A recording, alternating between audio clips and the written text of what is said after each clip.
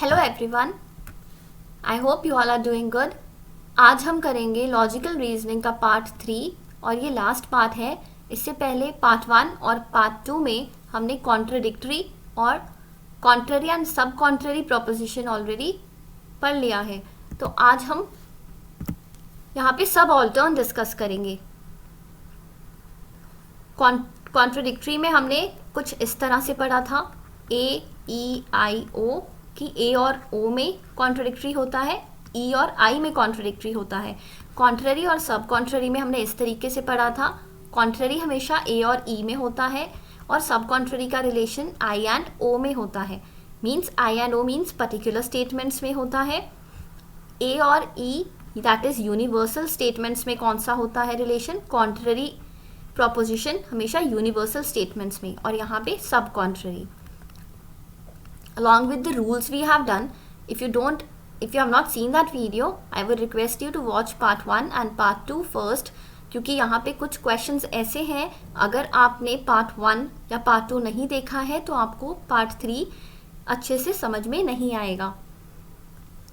I have told you the way also how to remember, so just sit with pen and paper, okay? सब ऑल्टर्न में आपने याद रखना है कि ये रिलेशन होता किस में है। पहली बात, ए ई आई ओ ये हमें ऑलरेडी पता है। ए और आई में जो रिलेशन होता है वो सब ऑल्टर्न का होता है। सिमिलरली ए और ई और ओ में जो रिलेशन है वो भी सब ऑल्टर्न का है। आप यहाँ पे देख सकते हो ये वाला रिलेशन और ये वाला, यहाँ पे ए आई ई एंड ओ, ओके ठीक है। ए एंड आई में, ई और ओ में। अब ए और ई ये दोनों ही यूनिवर्सल है, universal proposition. I and O ये दोनों ही पर्टिकुलर प्रोपोजिशन है। I stands for some, this is for some not, E no के लिए और ए ऑल के लिए। पर्टिकुलर स्टेटमेंट्स और यूनिवर्सल स्टेटमेंट्स के बीच सब ऑल्टर्न का रिलेशन होता है। सो फर्स्ट रूल आपको ये याद रखना है कि सब ऑल्टर्न रिलेशन यूनिवर्सल और पर्टिकुलर, क्योंकि हम देखो ए और आई को कंपेयर कर रहे हैं ना, ए और आई को देख रहे हैं या फिर ई और ओ को। So it's between universal and particular proposition. Now let's move on to the rules. ये रूल्स आपको याद होने चाहिए क्योंकि इसी के बेसिस पे आप क्वेश्चंस को सॉल्व कर पाओगे। First rule I have already discussed, it's between universal and particular proposition. The second rule, if universal proposition is true then the particular proposition will definitely be true. If universal proposition is true, यहाँ पे अगर universal proposition true है, particular will definitely be true. जो नीचे वाली statement है particular है, ये definitely true होगी। आपने याद रखना है कि truth comes downward। आप इतनी श्योरिटी के साथ क्यों कह रहे हो कि अगर universal true होगी तो particular भी true होगी? क्योंकि यूनिवर्सल तो होल है ना। जब सारी चीज़ सच है, जब 100% चीज़ें सच है तो 50% भी तो सच होगी। पर्टिकुलर में हम कुछ चीज़ों को इंक्लूड करते हैं, यूनिवर्सल में हम सबको इंक्लूड कर रहे हैं। तो जब कोई बात 100% ट्रू है तो 50% तो ट्रू होगी ना। तो इसीलिए जब यूनिवर्सल स्टेटमेंट ट्रू है ना तो पर्टिकुलर हमेशा ही ट्रू होगी। आपने याद कैसे रखना है कि ट्रुथ कम्स डाउनवर्ड, सच भारी होता है, ठीक है, सच में दम होता है, तो ट्रुथ कम्स डाउनवर्ड। थर्ड देखो, if universal proposition is false, अगर यूनिवर्सल प्रोपोजिशन फॉल्स है then particular will be doubtful. यहाँ पे पर्टिकुलर में डाउटफुल हो जाएगा, इसका मतलब कि it can either be true और फॉल्स, ओके। फोर्थ देखो, if the particular is false, अब यहाँ पे नीचे वाली स्टेटमेंट को फॉल्स बोला है, universal will definitely be false. Universal जो है वो डेफिनेटली फॉल्स होगी, इसलिए मैंने डबल टिक किया। यहाँ पे फर्स्ट में ट्रू वाली स्टेटमेंट डेफिनेटली ट्रू थी इसलिए डबल टिक किया। Question mark means doubtful. Particular is false, false हमेशा ऊपर जाता है। आप झूठ बोलोगे तो ऊपर जाओगे, लाइफ में ऊपर नहीं। अगर हम झूठ बोलेंगे तो भगवान के पास जाएंगे। आप इस तरीके से याद रख सकते हो। सच हमने कैसे याद किया था? सच भारी होता है, सच नीचे आएगा। Truth downward, false upward, so don't forget this, okay. Last is, if the particular is true, particular statement true है, universal proposition will be doubtful, क्योंकि आप तो किसी चीज़ को, पर्टिकुलर मीन्स क्या होता है, कुछ, अगर कोई चीज़ पूरी तरह से सच नहीं है तो आप यूनिवर्सल, मतलब अगर कोई चीज़ 50% सच है तो आप उसको 100% सच कैसे बना सकते हो? यस और no? So if particular is true, universal proposition will be doubtful. वो ट्रू भी हो सकता है, फॉल्स भी हो सकता है. Okay, write the rules. Whatever I have written here, note this down as well. You will definitely understand it. Let us conclude this once. First हम यहाँ पे यूनिवर्सल लिख लेते हैं और नीचे पर्टिकुलर है, हमें पता है. इफ यूनिवर्सल इज ट्रू, हमने क्या पढ़ा था? ट्रुथ भारी होता है, ट्रुथ नीचे आएगा. सो इसलिए मैंने डाउनवर्ड एरो यहाँ पे इस ऊपर से नीचे को बनाया है, और यहाँ पे हम क्या कह सकते हैं कि ये ट्रू होगा ही होगा, क्योंकि ट्रुथ क्या होता है? It travels downward. अब यहाँ पे देखो, यहाँ पे आओ थर्ड में. इफ यूनिवर्सल इज फॉल्स, अगर ऊपर वाली स्टेटमेंट फॉल्स है तो क्या हम पर्टिकुलर के बारे में कुछ कह सकते हैं? नहीं कह सकते. तो ये ट्रू भी हो सकता है, फॉल्स भी हो सकता है. It means that you are doubtful, you are doubtful. Now come to the second one. If the particular is false, आपने इफ से स्टार्ट करना है. ओके, जहां मैंने इफ लिखा है आप अगर वहां से स्टार्ट करोगे तब आपको समझ आएगा. If the particular is false, नीचे फॉल्स है. हमने क्या पढ़ा था कि झूठ बोलोगे तो ऊपर जाओगे, तो फॉल्स गोज अपवर्ड. और ये तो श्योरिटी है, जो झूठ बोलेगा वो ऊपर जाएगा ही जाएगा. तो यूनिवर्सल क्या आ जाएगा? फॉल्स डेफिनेटली हो जाएगा. श्योरिटी के साथ आप कह सकते हो कि यूनिवर्सल स्टेटमेंट फॉल्स ही होगी. लास्ट वन, अगर पर्टिकुलर स्टेटमेंट ट्रू है, पर्टिकुलर स्टेटमेंट ट्रू है मतलब आप 50% कोई चीज़ ट्रू है, तो क्या आप यूनिवर्सल को 100% ट्रू कर सकते हो? नहीं. तो यहाँ पे क्या हो जाएगा? डाउटफुल हो जाएगा. It is very easy, you only have to apply logic. तो ये डाउटफुल हो जाएगी, मतलब ये ट्रू भी हो सकता है, फॉल्स भी हो सकता है. Okay, note this down in your notebooks. Let us solve MCQs and PYQs to get more clarity. If a particular proposition of a subaltern is true, आप ऐसे ड्रॉ करो. Particular proposition of a subaltern is true. ये true है. Okay, the truth value of the universal proposition is, यहाँ पे बोल रहा है कि ये जो वैल्यू होगी, ट्रुथ वैल्यू की मत सोचना कि वो पहले ही ट्रू बता रहा है. ट्रुथ वैल्यू मतलब कि वो पूछ रहा है कि ट्रू होगा या फॉल्स होगा या डाउटफुल होगा या दोनों ही होगा. बोथ ट्रू एंड फॉल्स तो हमने कहीं भी नहीं पढ़ा, इसको तो आप एलिमिनेट कर सकते हो. तो यहाँ पे अगर पर्टिकुलर ट्रू है तो ऊपर आप कुछ कह सकते हो? नहीं कह सकते, डाउटफुल हो जाएंगे.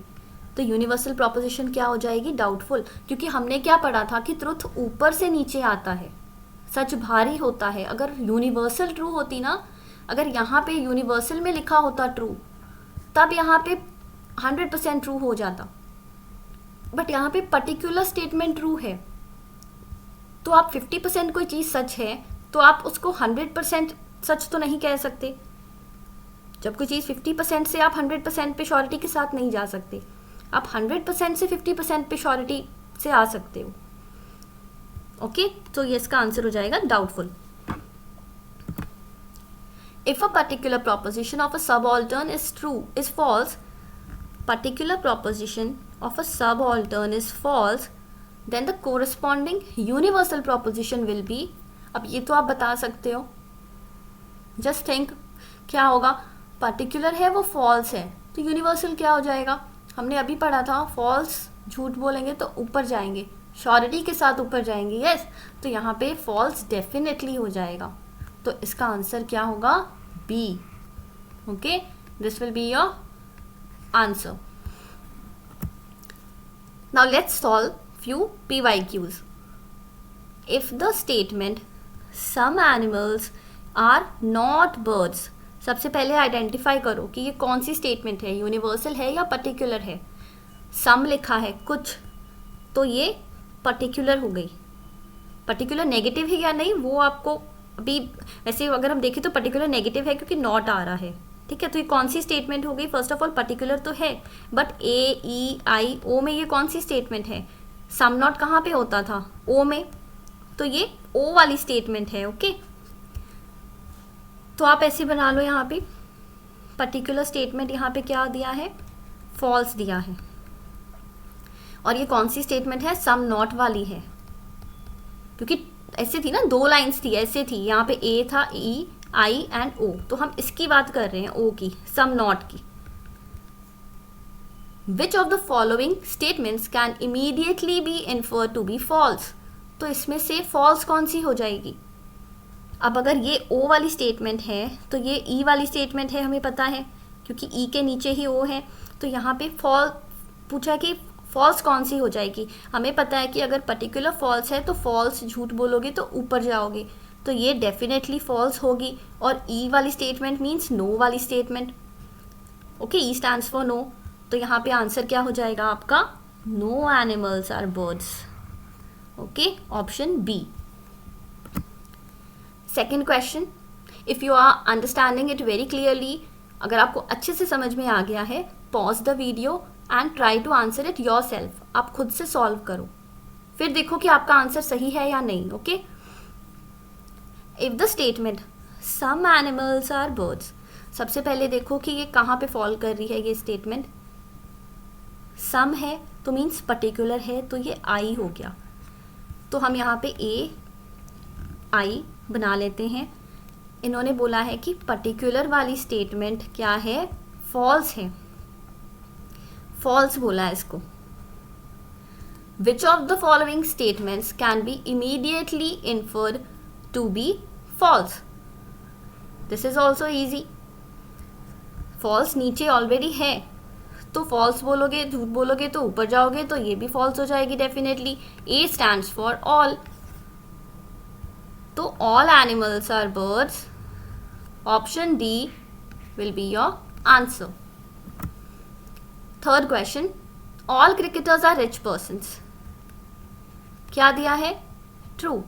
विच of the following can be inferred to be false? इनमें से फॉल्स कौन सी होगी? तो सबसे पहले आप देखो, अब यहाँ पे ना आपको कॉन्ट्रडिक्टरी, जो कि मैंने पार्ट 1 में बताया था, उसका रिलेशन आपको यहाँ पे यूज करना होगा।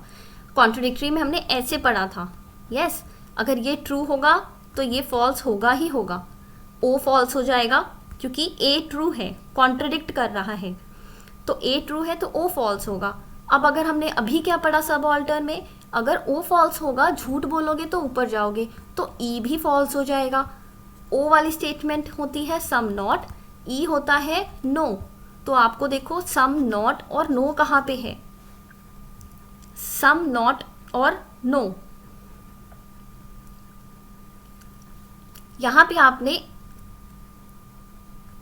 अच्छा यहाँ पे ना सम, यहाँ पे सम होगा, सम क्रिकेटर्स, ओके, सॉरी यहाँ पे नो लिखो गया, बट आप, I hope you are understanding.